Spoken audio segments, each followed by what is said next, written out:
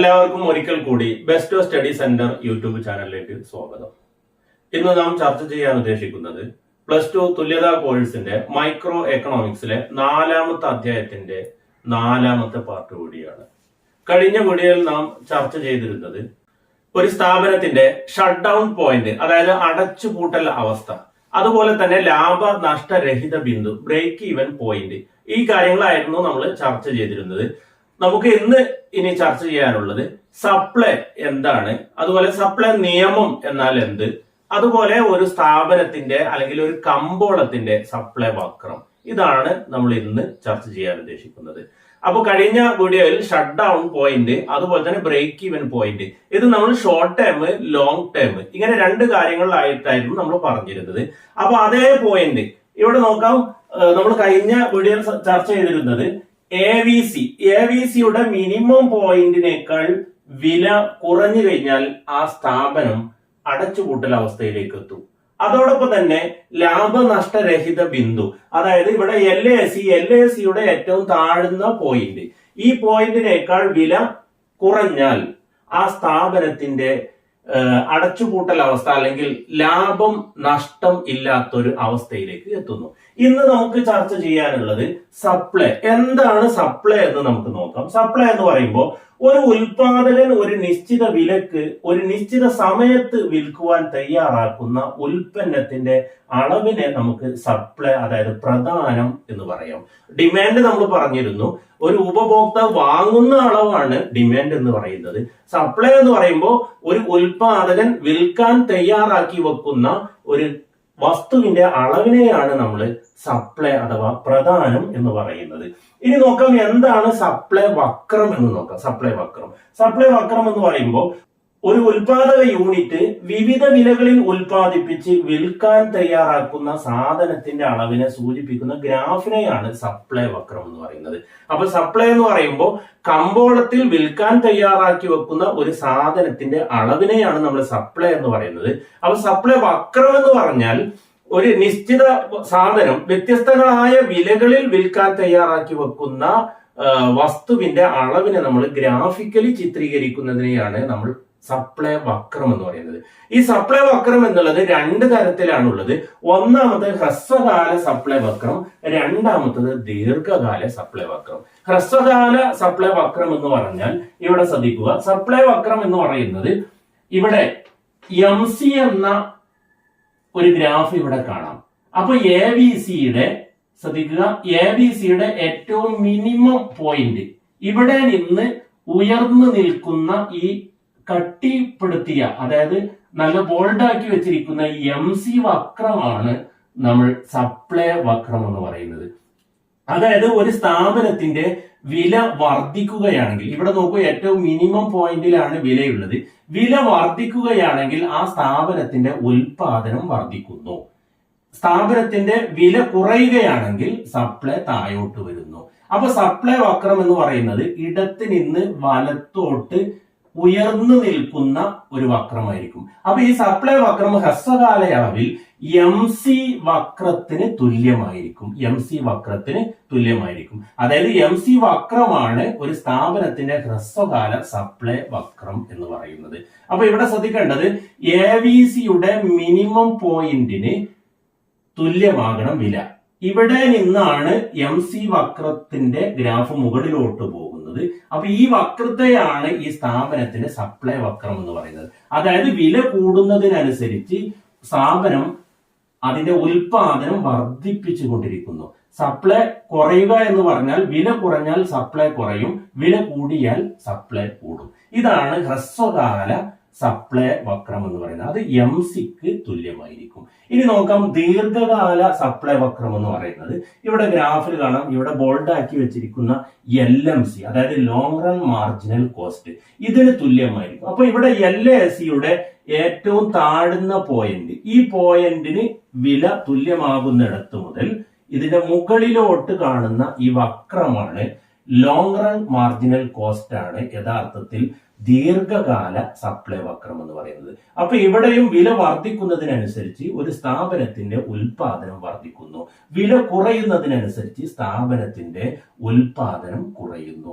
അതായത് വിൽപ്പനക്ക് ഉള്ള സാധനത്തിന്റെ അളവ് കുറയുന്നു. വില കൂടുമ്പോൾ സ്ഥാപനം അളവ് കൂട്ടാൻ ശ്രമിക്കുന്നു. ഇതാണ് ഒരു സ്ഥാപനത്തിന്റെ ലോങ് റണ്ണിലും അതുപോലെ തന്നെ ഷോർട്ട് റണ്ണിലുമുള്ള സപ്ലൈ വക്രം. ഇനി നമുക്ക് ഒരു ഉൽപാദക യൂണിറ്റിന്റെ സപ്ലൈയെ നിർണ്ണയിക്കുന്ന ഘടകങ്ങളെ കുറിച്ച് ചർച്ച ചെയ്യാം. നമ്മൾ നേരത്തെ ചോദനത്തെ നിർണ്ണയിക്കുന്ന ഘടകങ്ങൾ ചർച്ച ചെയ്തിരുന്നു. പ്രധാനമായിട്ട് 4 ഘടകങ്ങളായിരുന്നു. ഒന്ന്, ഒരു വസ്തുവിന്റെ വില, അതുപോലെ അനുബന്ധ വസ്തുക്കളുടെ വില, അതുപോലെ തന്നെ ഉപഭോക്താവിന്റെ വരുമാനം, 4-മത്തത് ഉപഭോക്താവിന്റെ ടേസ്റ്റ് ആൻഡ് പ്രിഫറൻസസ്. ഇതായിരുന്നു നമ്മൾ ചോദനത്തെ നിർണ്ണയിക്കുന്ന ഘടകങ്ങൾ. എന്നാൽ പ്രധാനത്തെ നിർണ്ണയിക്കുന്ന, അതായത് സപ്ലൈ നിർണ്ണയിക്കുന്ന ഘടകങ്ങൾ ഏതൊക്കെയാണെന്ന് നോക്കാം. ഇവിടെ 3 കാര്യങ്ങളാണ് പ്രധാനമായിട്ടുള്ളത്. ഒന്ന്, സാങ്കേതിക വിദ്യയിലെ പുരോഗതി. അതായത് നല്ല രീതിയിലുള്ള സാങ്കേതിക വിദ്യ ഉപയോഗപ്പെടുത്തി കഴിഞ്ഞാൽ അവിടെ MC കുറയുന്നു, അതായത് മാർജിനൽ കോസ്റ്റ് കുറക്കാൻ കഴിയുന്നു, ചെലവ് കുറക്കാൻ കഴിയുന്നു. അതിന്റെ ഫലമായിട്ട് ആ സ്ഥാപനത്തിന് കൂടുതൽ ഉൽപ്പന്നങ്ങൾ ഉൽപ്പാദിപ്പിക്കാൻ കഴിയും. അപ്പൊ ഇവിടെ സാങ്കേതിക വിദ്യയുടെ പുരോഗതി ഉപയോഗപ്പെടുത്തി കഴിഞ്ഞാൽ ആ സ്ഥാപനത്തിന്റെ സപ്ലൈ വക്രം മുകളിലോട്ട്, അതായത് ഇടത്ത് നിന്ന് വലത്തോട്ട് മുകളിലോട്ട് കയറി വരുന്നു. അതായത് സാങ്കേതിക വിദ്യ പുരോഗതി ഉപയോഗപ്പെടുത്തുമ്പോൾ ചെലവ് കുറക്കുന്നു, ഉൽപാദനം വർദ്ധിപ്പിക്കാൻ കഴിയുന്നു. ഇനി രണ്ടാമത്തെ നോക്കാം, അസംസ്കൃത വസ്തുക്കളുടെ വില.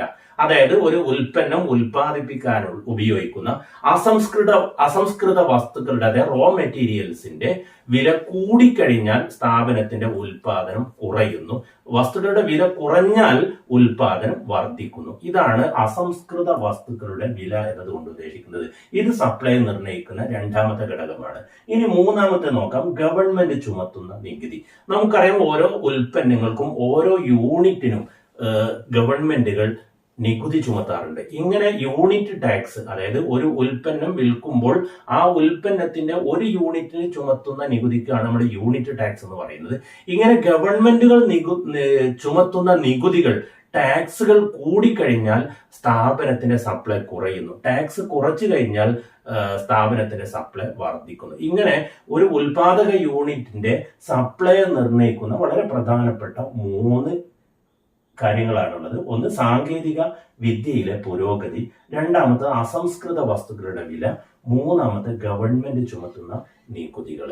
ഇനി നമുക്ക് അടുത്ത ഭാഗത്തേക്ക് കടക്കാം. എന്താണ് സപ്ലൈ നിയമം, ലോ ഓഫ് സപ്ലൈ? ഇത് നമുക്ക് ചർച്ച ചെയ്യാം. ഇനി നമുക്ക് എന്താണ് സപ്ലൈ നിയമം, ലോ ഓഫ് സപ്ലൈ എന്താണെന്ന് നോക്കാം. നമ്മൾ പറഞ്ഞു സപ്ലൈ നിർണ്ണയിക്കുന്ന ഘടകങ്ങൾ 3 എണ്ണമാണെന്ന് പറഞ്ഞു. ആ ഘടകങ്ങളിൽ മാറ്റമില്ലാതെ ഒരു വസ്തുവിന്റെ വില വർദ്ധിക്കുമ്പോൾ ഉൽപാദക യൂണിറ്റ് ഉൽപാദനം വർദ്ധിപ്പിക്കുന്നു. അതായത് വില വർദ്ധിക്കുമ്പോൾ ഉൽപാദനം വർദ്ധിക്കുന്നു, വില കുറയുമ്പോൾ ഉൽപാദനം കുറയുന്നു. ഈ ഒരു നിയമത്തെയാണ് നമ്മൾ ലോ ഓഫ് സപ്ലൈ എന്ന് പറയുന്നത്. അതായത് വിലയും ഉൽപാദനവും ഒരേ ദിശയിലാണ് സഞ്ചരിക്കുന്നത്. വില കൂടുമ്പോൾ ഉൽപാദനം കൂടുന്നു, വില കുറയുമ്പോൾ ഉൽപാദനം കുറക്കുന്നു. ഇങ്ങനെയുള്ള ഒരേ ദിശയിൽ സഞ്ചരിക്കുന്ന ഈ 2 വസ്തുക്കൾ തമ്മിലുള്ള ഈ റിലേഷൻഷിപ്പിനെ, ഈ ബന്ധത്തെയാണ് നമ്മൾ ലോ ഓഫ് സപ്ലൈ, അതായത് സപ്ലൈ നിയമം എന്ന് പറയുന്നത്. ഇനി നമുക്ക് വ്യക്തിഗത സപ്ലൈ പട്ടികയും വക്രവും എന്താണെന്ന് നോക്കാം. അതായത് ഒരു ഉൽപാദന യൂണിറ്റ് വിവിധ വിലകളിൽ വിൽക്കപ്പെടുന്ന ഒരു സാധനത്തിന്റെ വിവിധ യൂണിറ്റുകളെ കാണിക്കുന്ന പട്ടിക. ഈ പട്ടികയെ നമുക്ക് സപ്ലൈ പട്ടിക എന്ന് പറയാം.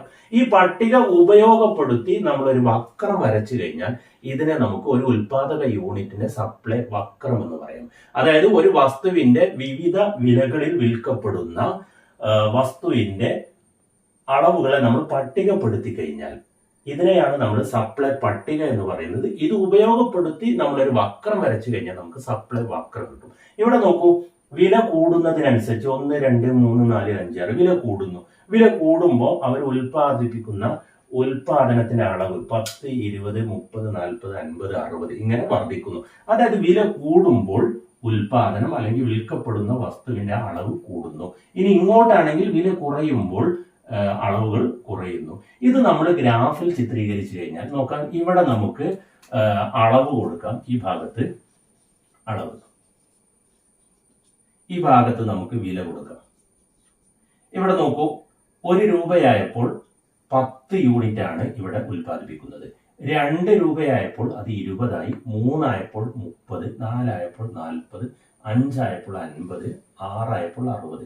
ഇങ്ങനെ നമുക്ക് ഈ സപ്ലൈ വക്രം ഇടത്ത് നിന്ന് വലത്തോട്ട് ഇങ്ങനെ ഉയർന്നു പോകുന്നതായിട്ട് നമുക്ക് കാണാൻ പറ്റും. ഇതിന്റെ പ്രധാന കാരണം വില കൂടുമ്പോൾ ഉൽപാദനം വർദ്ധിക്കുന്നു.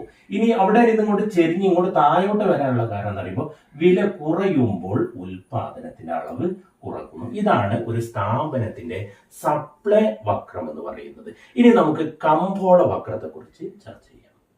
ഇനി നമുക്ക് കമ്പോള സപ്ലൈയെ കുറിച്ച് പറയാം. കമ്പോള സപ്ലൈ എന്ന് പറയുമ്പോൾ ഒരു കമ്പോളത്തിൽ ഒന്നിൽ കൂടുതൽ ഉൽപാദകരുണ്ടാകും. ഈ ഉൽപാദകർ വിൽക്കപ്പെടാൻ ഉപയോഗിക്കുന്ന അല്ലെങ്കിൽ വിൽക്കാൻ കൊണ്ടുവരുന്ന സാധനത്തിന്റെ അളവുകളെ നമ്മൾ പട്ടികപ്പെടുത്തുന്നു. ഈ അളവുകളെ മൊത്തം നമ്മൾ കൂട്ടിക്കഴിഞ്ഞാൽ കിട്ടുന്നതാണ് കമ്പോള സപ്ലൈ. അപ്പൊ നമുക്കൊരു പട്ടിക നോക്കാം. ഇവിടെ നോക്കാം 10, 20, 30 എന്നുള്ള വ്യത്യസ്തങ്ങളായ വിലകളാണ്. ഈ വിലകളിൽ SS1 എന്ന് പറയുന്ന ഒരു സ്ഥാപനം വിൽക്കപ്പെടുന്ന അളവുകളാണിത്. അതുപോലെ SS2 എന്ന് പറയുന്ന ഒരു സ്ഥാപനം വിൽക്കുന്ന അളവുകൾ. അതായത് 10 രൂപ വിലയുണ്ടായപ്പോൾ 2 യൂണിറ്റ്, 20 രൂപയായപ്പോൾ അത് 30 യൂണിറ്റ് ആക്കി, 30 രൂപയായപ്പോൾ 4 യൂണിറ്റ്. ഇതാണ് ഒരു സ്ഥാപനത്തിൻ്റെത്. SS2 എന്ന് നോക്കാം. 10 രൂപയായപ്പോൾ 3 യൂണിറ്റ്, 20 രൂപയായപ്പോൾ 4 യൂണിറ്റ്, 30 രൂപയായപ്പോൾ 5 യൂണിറ്റ്. ഇങ്ങനെ വ്യത്യസ്തങ്ങളായ വിലകളിൽ വ്യത്യസ്ത സ്ഥാപനങ്ങൾ വിൽക്കപ്പെടുന്ന അളവുകളെ നമ്മളിവിടെ പട്ടികപ്പെടുത്തി. ഇതിനെ കൂട്ടിക്കഴിഞ്ഞാൽ കിട്ടുന്നതാണ്, അതായത് ആകെ വിൽക്കപ്പെടുന്ന അളവാണ് കമ്പോള സപ്ലൈ എന്ന് പറയുന്നത്. ഒരു കമ്പോളത്തിൽ വ്യത്യസ്തങ്ങളായ സ്ഥാപനങ്ങൾ വ്യത്യസ്തങ്ങളായ വിലകളിൽ വിൽക്കപ്പെടുന്ന വസ്തുക്കളുടെ അളവുകളുടെ ആകെ തുകയാണ് നമ്മൾ കമ്പോള സപ്ലൈ എന്ന് പറയുന്നത്. ഇതുപോലെ തന്നെ നമ്മൾ കമ്പോള ചോദനവും പറഞ്ഞിരുന്നു. അതായത് ഒരു കമ്പോളത്തിൽ വ്യത്യസ്ത ഉപഭോക്താക്കൾ വാങ്ങുന്ന അളവിനെ നമ്മൾ കൂട്ടിക്കഴിഞ്ഞാൽ കിട്ടുന്നതാണ് നമുക്ക് കമ്പോള ചോദനം. അതേ രീതിയിൽ തന്നെയാണ് എല്ലാവരുടേതും കൂട്ടിക്കഴിഞ്ഞാൽ കിട്ടുന്നതാണ് കമ്പോള സപ്ലൈ. ഇവിടെ നോക്കൂ, 2, 3 കൂട്ടിക്കഴിഞ്ഞാൽ 5 കിട്ടുന്നു, 3, 4 കൂട്ടിക്കഴിഞ്ഞാൽ 7, 4, 5 കൂട്ടിക്കഴിഞ്ഞാൽ 9. ഇതാണ് കമ്പോള സപ്ലൈ എന്ന് പറയുന്നത്. ഇവിടെ നമ്മൾ മാർക്കറ്റ് സപ്ലൈ MS എന്നിവിടെ കൊടുത്തിരിക്കുന്നത്. ഇനി ഓരോരുത്തരുടെയും സപ്ലൈ കർവ് ഇവിടെ നോക്കാം. ഒന്നാമത്തെ സ്ഥാപനത്തിന്റെ കർവ് നോക്കാം. ഇവിടെ 10 രൂപ വിലയായപ്പോൾ 2 യൂണിറ്റ് സപ്ലൈ ചെയ്യുന്നു, 20 ആയപ്പോൾ 3, 30 ആയപ്പോൾ 4. ഇതിനെ നമ്മൾ ഇവിടെ ഒരു ഗ്രാഫിൽ ചിത്രീകരിച്ചതാണ്.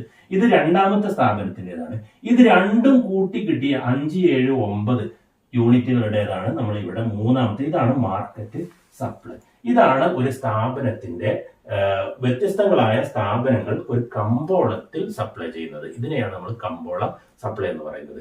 ഇനി നമുക്ക് സപ്ലൈയുമായി ബന്ധപ്പെട്ട ഇലാസ്തികതയെ കുറിച്ചാണ് നമുക്ക് ചർച്ച ചെയ്യാനുള്ളത്. അത് നമുക്ക് അടുത്ത വീഡിയോയിൽ ചർച്ച ചെയ്യാം. അപ്പൊ ഇന്ന് നമ്മൾ പ്രധാനമായിട്ടും ചർച്ച ചെയ്തത് എന്താണ് സപ്ലൈ, അതുപോലെ തന്നെ സപ്ലൈ നിയമം എന്താണ്, സപ്ലൈയെ ബാധിക്കുന്ന അല്ലെങ്കിൽ നിർണ്ണയിക്കുന്ന ഘടകങ്ങൾ ഏതൊക്കെയാണ്, അതുപോലെ മാർക്കറ്റ് സപ്ലൈ, അതുപോലെ മാർക്കറ്റ് സപ്ലൈ കർവ്. ഇത്രയും കാര്യങ്ങളാണ് നിങ്ങൾക്ക് മനസ്സിലായിട്ടുണ്ടാവുമെന്ന് വിചാരിക്കുകയാണ്. ഓക്കെ, അടുത്ത വീഡിയോ വരും വരെ എല്ലാവർക്കും താങ്ക് യു.